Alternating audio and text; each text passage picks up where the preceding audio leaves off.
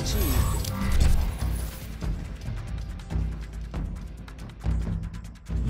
Welcome back, ladies and gentlemen, to Kamikaze Overdrive MMA Predictions. As always, I am your host, Scott Johnson, and on this episode of the show, we're breaking down the upcoming UFC Fight Night 33 event, which will take place December 7th or 8th, depending on where you're located, as it is taking place in Australia, and it will feature the main event in the heavyweight division, Mark Hunt taking on Antonio Silva. I'm coming off a 6-4 Ultimate Fighter finale event where I didn't actually produce a video for the first time in multiple years. I just did not have time, and that's one thing. With all the different things going on in my life right now, I just do not have the time to produce a video, do my prelim predictions, and do all the other things to keep my website running. So I'm going to try and do the predictions and the bet packs, but I'm going to scale everything back a little bit. So if you notice, there's no previews for the events. There's just a video, and there's no post-fight breakdowns. That's probably why.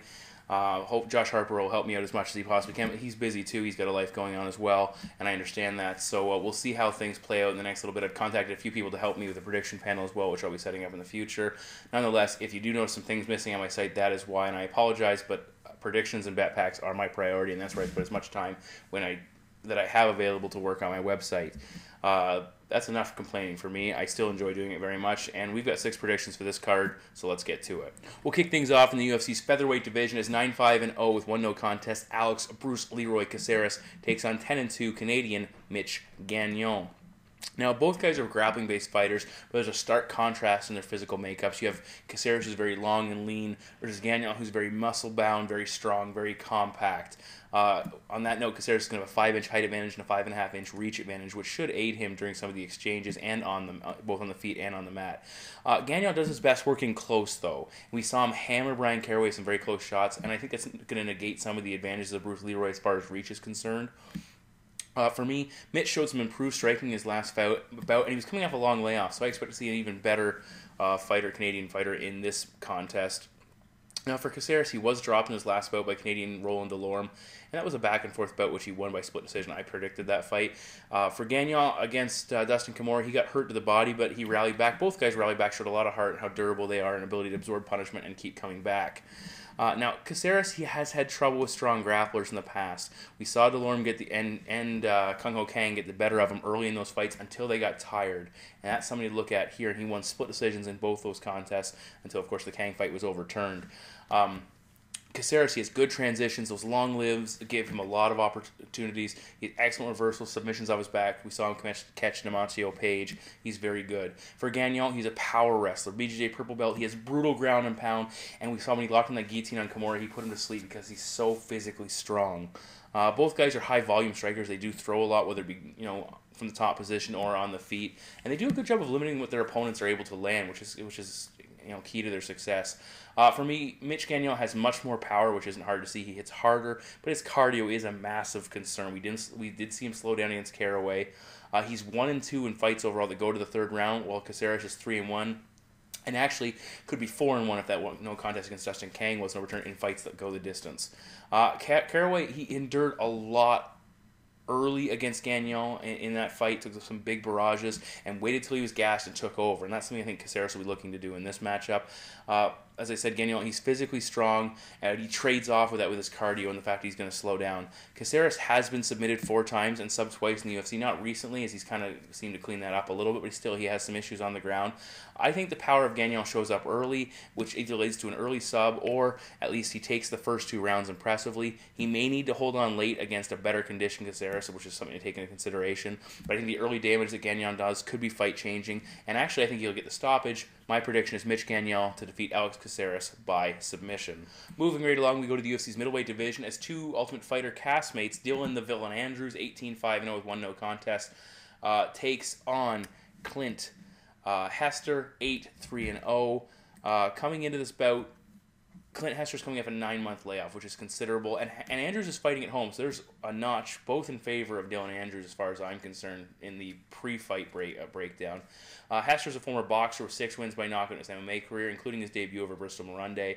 He only has 11 pro bouts and 2 submission losses, so he's still relatively green as far as MMA is concerned, and he's still working to round out that game. He's making some strides, especially on the ground. We saw him do a couple things last fight, which show he's working to improve that. But that long layoff, it could lead to some ring rust, but it could also lead to some significant improvements and really help to bring a fighter along and advance their game when we don't get to see that.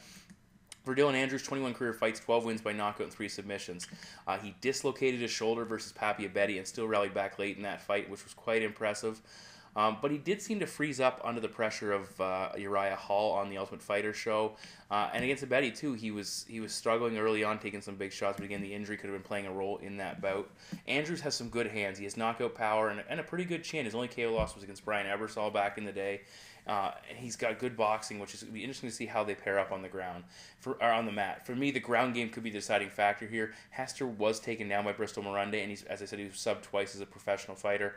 And he's also subbed on the show, and for the most part, he looks fairly uneducated when working off his back. Again, that layoff could be helping to improve that. We'll have to see how that plays out. Dylan Andrews, he struggled with the grappling of Papi Abedi. Abedi's a pretty strong judo player, and he did take Abedi down a couple of times. Again, he's very durable with a lot of heart. Hester has some cardio issues to keep in mind as well. So if Andrews can endure that early onslaught, not get himself knocked out or beat up too badly early on, he could rally back again and show that heart he saw in the last fight. For Hester, he either needs to improve that cardio or at least finish the fight early on. If Hester has worked on his takedown defense or Andrews elects to stand with him, Hester's technique should be a little bit better, and that could show up here. But Dylan Andrews, he has some significant striking skills, and he has the durability to hang on the feet. And again, if he can work that grappling game, that's a huge advantage. I expect Dylan's going to come out and look to take him down, break him down with some dirty boxing in the clinch and grind on him, and look to really tax that cardio and exploit this. It could be close early, but I think Dylan Andrews pulls away late. My prediction is Dylan Andrews to defeat Clint Hester by decision. We move on to our next fight, which is in the heavyweight division, but quickly before we get into this, I'd just like to send a shout out to Shane Del Rosario, who's currently, as I'm talking about this, is clinging to life, and hopefully by some form of miracle, this individual is able to rally around. If you've live under a rock in the MMA community and haven't heard about this, definitely do some reading, and prayers go out to Shane and his family, and hopefully he's able to to come out of this very difficult situation that he's currently enduring. Now getting back to the fighting, we are in the heavyweight division. As I said, Pat HD Barry 8-6-0 battling Sao the Hulk Palelei 19-3-0. Both guys, Palelei coming off a return to the UFC with a win, Barry coming off a devastating loss. As always in the heavyweight division, the sizes can be an issue. Paleilei's going to have a 5-inch height advantage and a 6.5-inch reach advantage, but again, Pat Barry's he's a small heavyweight, probably should be fighting at light heavyweight, but nonetheless, he's been fighting big men all his life with success, so that shouldn't be an issue. Barry has alternated wins and losses over his last fight, so based on that pattern alone, he's due for a victory. Whether that holds true or not, we'll have to wait and see. For Palelei, he returned to the promotion in his last fight. He gassed absolutely horrible, but won a sloppy fight over a very young and inexperienced opponent. He was apparently fighting with a fractured rib, and now there's rumors floating around that he's been dealing with a similar injury in this training camp, so we'll have to see if that plays out. The Australian is a BJJ black belt, but he only has 3 wins by submission in his career, which is interesting to note. Barry's defensive grappling issues are well documented. He has 3 sub losses over his career. Opponents always are looking to exploit that. He does have an 80% takedown defense. He's not taking down a lot, but when he does go to the mat, he is in trouble. And if a BJJ black belt like Palelei gets on top, that's going to be some major issues. Additionally, Barry's chin has become a major problem as well. A career of striking-based battles seemingly has caught up with him. With his kickboxing career and his MMA career, apparently he's caught up with him. He's been KO'd 3 times. Chet Congo knocked him out. LeVar Johnson knocked him out, and Sean Jordan knocked him out. But that's not, this is the heavyweight division. These guys are all hard hitters. They hit anybody square. It's night time. They're going to sleep. And we saw, he had Congo in trouble and got a little overzealous in that fight. But still, nonetheless, that chin is a major issue. And Palelei, with his numbers knockouts that he has, if he connects Pat Barry's going to be in trouble. As I said, the Hulk, he's a big man, and he just needs it one punch, and that could be the end of the fight. For me, though, the Australian doesn't have the striking technique of Pat Barry. Barry is which is usually the case in most of Barry's fights. Barry seems, for me, again, he seems to respond under pressure. He can't win 2 in a row by the looks of it, but he's 8-6 when he's on the verge of getting cut and that record dropping dangerously close to 500. He seems to respond and come out with a decent performance. And Sal, he's been knocked out twice as well. Eddie Sanchez took him out at UFC 78, and Daniel Cormier stopped him with punches as well. I think it was ruled a submission due to punches. Nonetheless, it's not like he's impenetrable either as far as his chin is concerned. Barry should, again, have a technical advantage, and he should have a speed advantage, and I expect him to use those brutal leg kicks to really chop the Hulk down. For me, Barry should be able to outwork him, land better shots, tax that cardio, especially if you can blast him with some body kicks. And if his ribs are a problem, Barry's body crushing body shots will show up and have a huge impact. Again, Barry's very inconsistent. He has some major mental issues inside the cage that have cost him in the past. But my prediction is Pat Barry to defeat Sal Palelei by TKO. We move now to the light heavyweight divisions. Ryan Darth Bader, 16-4-0, battles Anthony the Hippo Perosh, or Perosh, depending on how you want to say it.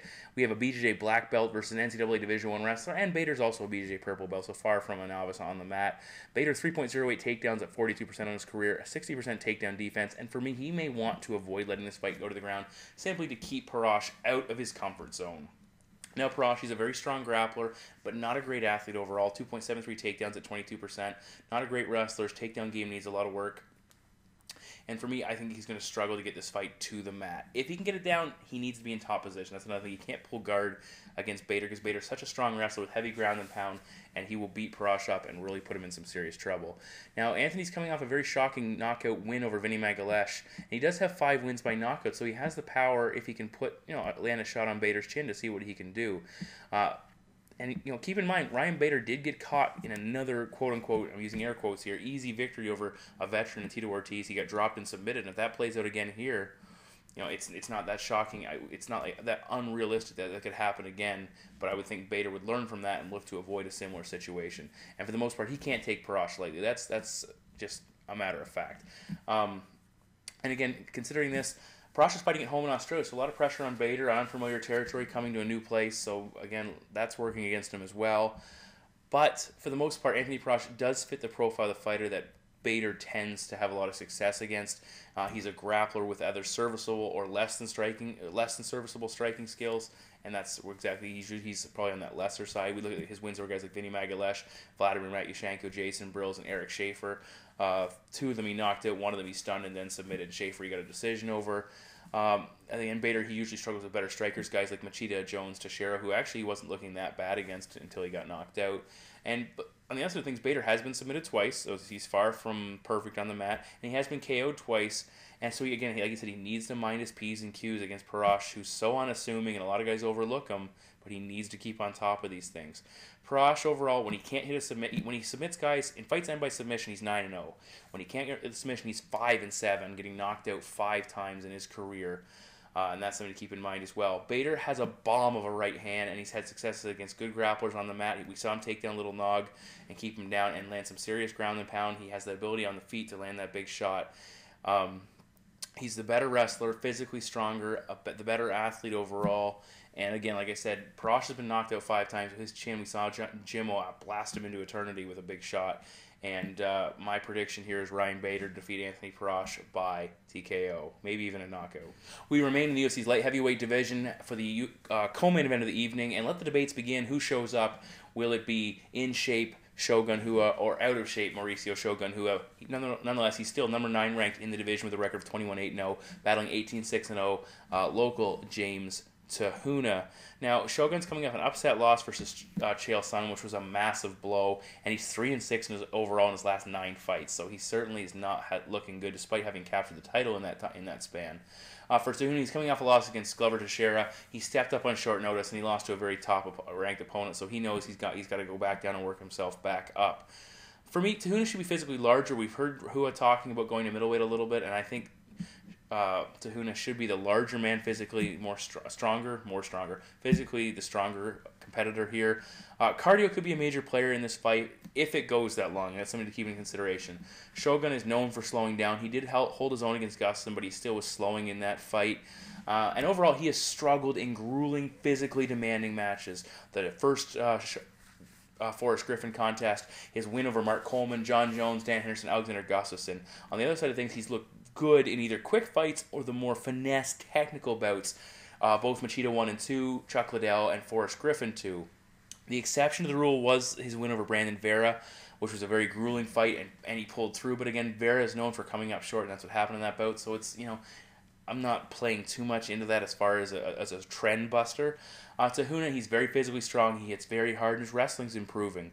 Cardio was a question mark for him, but he showed improved conditioning of late in the fights against Jimmo and Joey Beltran. Now, one thing to keep in mind here, Shogun is a BJJ black belt, which should be a concern for Huna early if they go to the mat. There is the possibility we could see Shogun try and land some takedowns. But again, we'll see if that plays out. I think Huna has an edge in his striking. I know a lot of people have talked about Shogun's vaunted striking, but I'm not sure with his knees gone, is his kicking game that effective anymore? How's that going to play out? To Huna, he hits so hard, and he's a high volume guy he's been pacing himself nicely, and then he knows how to unload and really overwhelm a fighter with a barrage. Again, I said Shogun might look for the takedowns and top control, but again, if he can't get a physically strong guy like the Huna, who's at 67% takedown defense down, that's going to be a problem. But again, the Aussie has been submitted 5 times, so there's a big question mark there as to how is he going to be able to defend those takedowns? And again, I keep calling him an Aussie. My apologies. He was born in New Zealand. On the other side of things, Shogun has an excellent chin, but again, he fades when he takes a lot of damage, and he can get beaten up. He's almost like a punching bag in the later rounds. I know people are going to flame me for that. That's just my opinion. Deal with it. To Huna, I expect him to press the action. He's going to land bigger shots. I expect him to land some takedowns later on in the fight, and my prediction is James to Huna to defeat Shogun Hua by decision. We now move to the main event of the evening in the UFC's heavyweight division as the number 4 ranked Antonio Bigfoot Silva, 18-5-0, battles the Super Samoan Mark Hunt with a record of 9-8-0. Now, coming into this, basically the two guys have glaring issues that seem to cost them. Silva's chin is a big issue. He's been knocked out 4 times. Conversely, Mark Hunt has been submitted 6 times in his career. So those are 2 things. I'm going to address both of those in this breakdown. Looking at the fight metric stats or the physical matchup between these 2 guys, again, I like looking at the heavyweights because there are so many differences. Antonio Silva is going to be 6 inches taller than Mark Hunt, but that's not that big of a deal considering Hunt has a knockout victory over the 7-foot-tall Stefan Struve. Additionally, the reach for Silva is going to be pretty massive at 8 inches. Weight-wise, they're about the same, but that doesn't show up as big when Silva is simply the bigger man. Now, the first thing I'm going to look at as far as Mark Hunt, his submission game. He has issues. He has been submitted a number of times. The last time he submitted, though, was back in September 2010 against Sean McCorkle in his return to in his UFC debut. So that's a major concern there for Antonio Silva as a BJ Black. But Silva only has 3 wins by submission. He averages 1.23 takedowns at 40%. So he has grappling skills, and that's something to keep in mind. We really haven't seen him do a lot on the mat. And if he can't get this fight in a position where he can exploit those submissions, because Hunt has improving grappling defense, 69% takedown defense. So if he, like you saw against Ben Ruffle, is able to fend off some early takedowns from Antonio Silva, who tends to plod forward, that's going to be big. Now, flipping the table, Antonio Silva, he's been knocked out 4 times, and Mark Hunt has massive knockout power. 6 of his 9 wins have come by knockouts, including Stefan Struve, Chet Congo. He took out Chris Tucker as well in his UFC in that walk-away knockout, which was unbelievably impressive. So those are, he has ridiculous knockout power that he's more than capable of putting guys away with. Now, Antonio Silva, he's been KO'd 4 times. And a lot of people talk about, I picked him to upset Travis Brown, upset Alistair Overeem. Everybody talked about his chin issues, and I said, no, it's not going to be as big an issue here, and it turned out it wasn't. You look at the guys that tend to knock out Antonio Silva, they are smaller, faster fighters. You go back, let's see, he's coming off a knockout loss against Cain Velasquez, who Velasquez is able to get him with his hands, crack him, knock him out. Velasquez, again, the first Velasquez knockout was basically cut him open and overwhelmed a bewildered and bloodied opponent. But the Daniel Cormier one was hand speed. He got inside, he landed some big shots, put him to sleep. Even in some of Bigfoot Silva's losses, or wins, when he fought Fedor had a lot of success in that first round, using hand speed and being the smaller guy and getting in and out, and it forced Antonio Silva to rethink his game plan, make adjustments, and take him down in the second round and pound him out. Mike Kyle destroyed Silva with a massive shot in the first round. Mike Kyle's a basically light heavyweight who can go up and fight heavyweight. Kyle dropped him in the first round with one quick shot and was really having a lot of success. And again, in that fight, it forced Silva second round to go for a takedown and take him out. Mark Hunt, excellent hand speed, good leg kicks. He has that ability to land the big shot. And that's what I'm looking at here. I think we're going to see, he's the type of guy, he lands a couple big shots, it's going to be over. And that's what I'm banking on in this fight. So my prediction is Mark Hunt to get inside, land some big shots, and I'll take Mark Hunt in a bit of an upset to knock out Antonio Bigfoot Silva. So Hunt over Silva by knockout is my main event prediction. So those are my 6 main card breakdowns for the upcoming UFC Fight Night 33 event. All of my preliminary predictions will be available at kamikazeoverdrive.net along with my bet packs. As you can probably tell by listening to me, I'm a little bit under the weather. I'm doing my best to make this short. Again, lots of fights coming up. We have 2 more events after this one before the end of the year, so lots to do there. I'll do my best again to keep my website up and running to the fullest I possibly can, but again, no promises. Thank you very much as always for listening and tuning in, and I know a lot of people appreciate what I do, and I appreciate you guys tuning in to listen. Thanks again. Kamikaze Overdrive MMA Predictions.